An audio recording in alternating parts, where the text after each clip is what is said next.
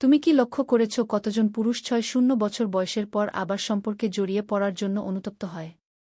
সাম্প্রতিক গবেষণায় এটা নিশ্চিত হয়েছে, এই বয়সে শুরু হওয়া প্রেম ভালোবাসার তুলনায় প্রায়ই হতাশার কারণ হয়, ভালোবাসার অভাবের কারণে নয়, বরং অবাস্তব প্রত্যাশা, অবিরাম দাবি এবং স্নেহের কারণে, যা কখনো কখনো কারসাজির সাথে মিশে যায়।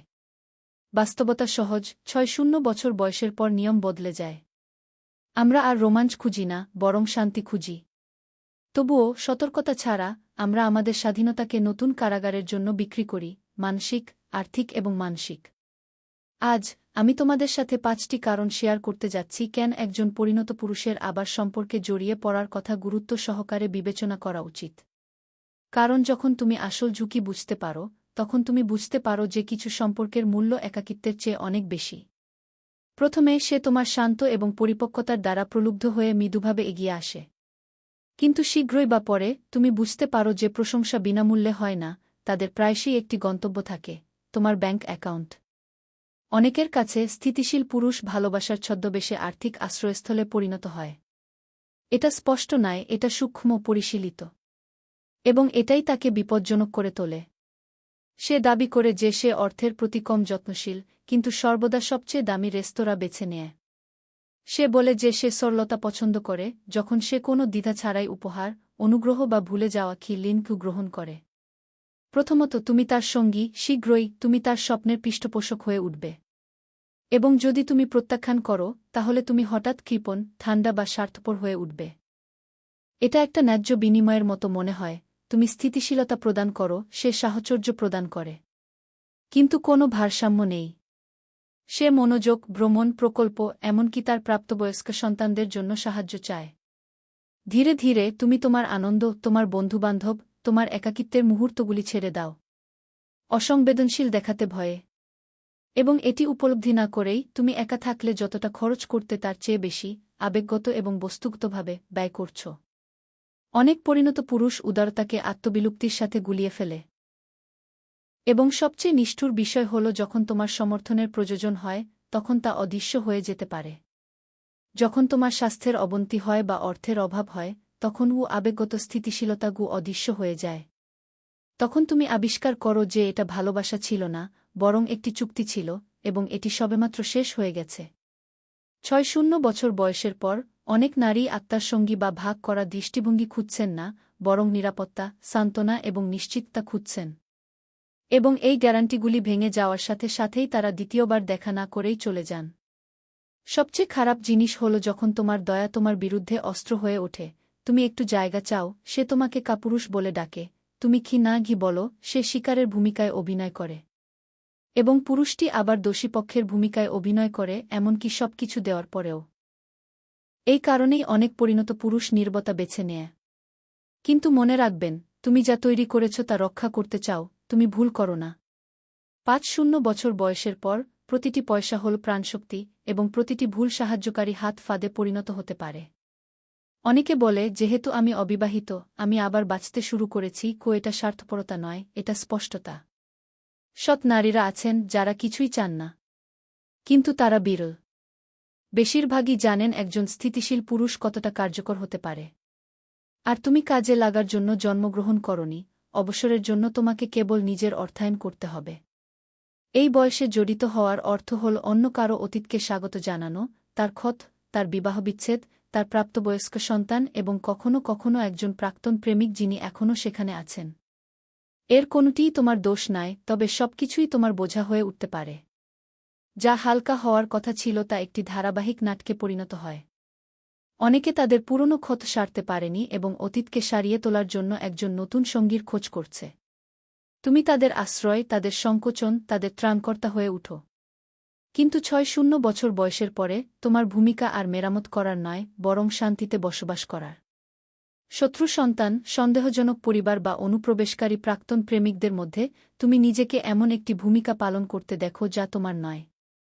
এবং কেউ তোমাকে জিজ্ঞাসা করে না যে তুমি কেমন আছো, কারণ একজন পুরুষ কি সবকিছু সামলাতে পারে কি? কিন্তু ভেতরের ক্ষয় এবং অশ্রু খুবই বাস্তব।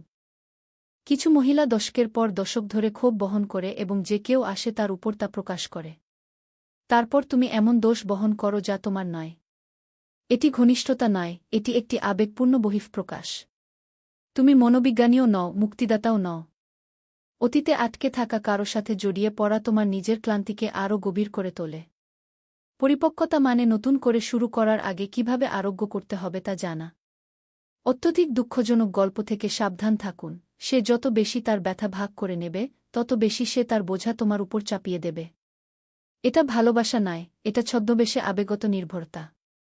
৬-০ বছর বয়সের পর সময় আমাদের সবচেয়ে মূল্যবান পণ্য হয়ে ওঠে। প্রতিটি ঘণ্টা এমন শক্তি যা কখনো ফিরে আসে না।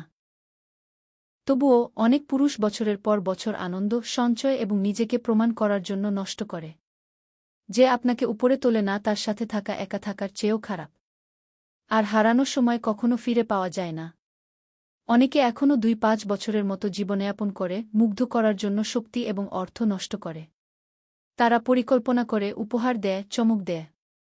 এমন মহিলাদের জন্য যারা প্রায়শই কিছুই ফেরত দেয় না। আপনি যখন খুশি করার চেষ্টা করেন, তখন আপনার নিজের স্বপ্নগুলি ম্লান হয়ে যায়।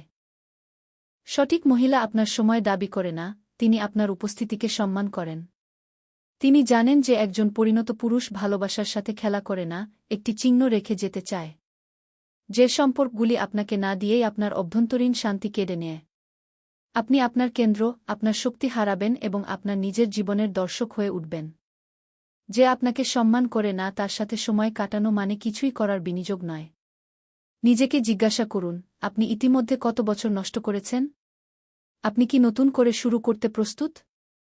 একজন পরিণত পুরুষকে নারীর বৈধতা চাওয়া বন্ধ করতে হবে।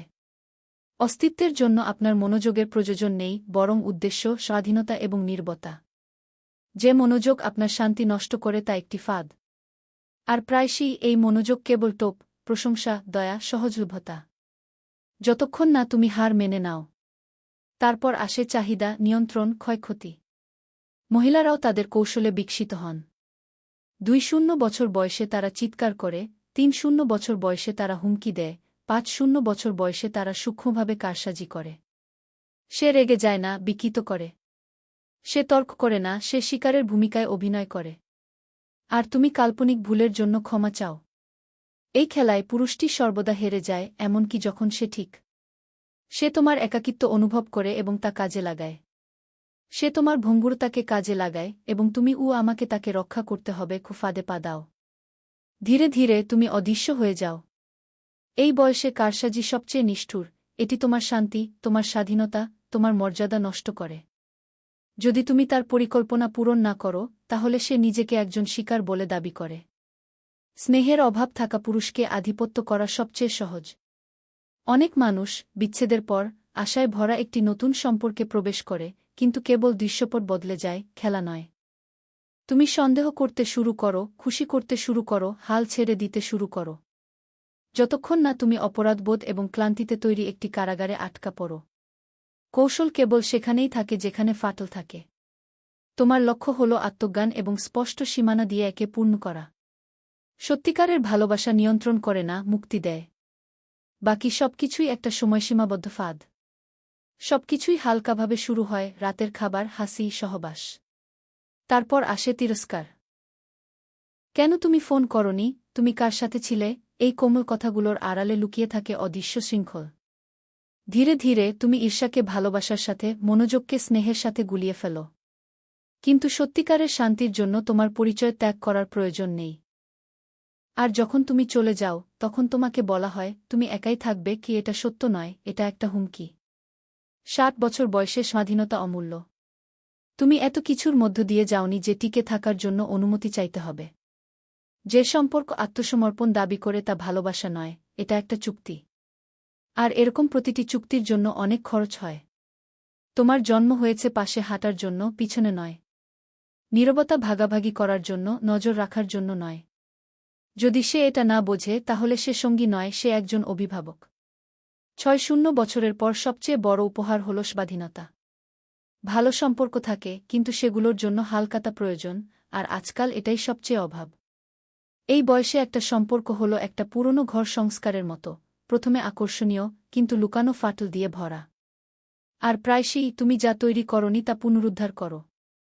৬-০ বছর বয়সে একজন মানুষের আর নাটকের প্রয়োজন নেই, বরং শান্তি এবং স্পষ্টতার প্রয়োজন। তোমার মূল্য তুমি যা দাও তাতে নয়, বরং তুমি কে তাতে। ভালোবাসা স্বাধীনতার চেয়ে বেশি মূল্যবান। যদি তা কাজ না করে তাহলে জোর করে বলার কোনো মানে হয় না। ৫-০ বছরের পরের জীবন তোমার সবচেয়ে সুন্দর অধ্যায় হতে পারে, যদি তুমি যারা এতে প্রবেশ করে তাদের ফিল্টার করো। এই শেষ জীবনের সম্পর্কগুলো দ্বিতীয় সুযোগ নয়, বরং জ্ঞানের পরীক্ষা। মনে রাখবেন, সবচেয়ে ভালো সঙ্গ হল সেই ব্যক্তি যে তোমার নীরবতাকে সম্মান করে, তোমার শান্তিকে মূল্য দেয় এবং তোমার পাশে হেঁটে যায়, কখনো সামনে বা পিছনে নয়। আর যদি এই বার্তাটি তোমার সাথে কথা বলে, তাহলে মন্তব্যে লিখুন, শান্তি আলোচনাযোগ্য। তোমার প্রমাণ করার মতো আর কিছুই নেই, যা বাকি আছে তা হল হালকাভাবে বেঁচে থাকা, এবং হালকাতা কেবল স্বাধীনতার মধ্যেই বিদ্যমান।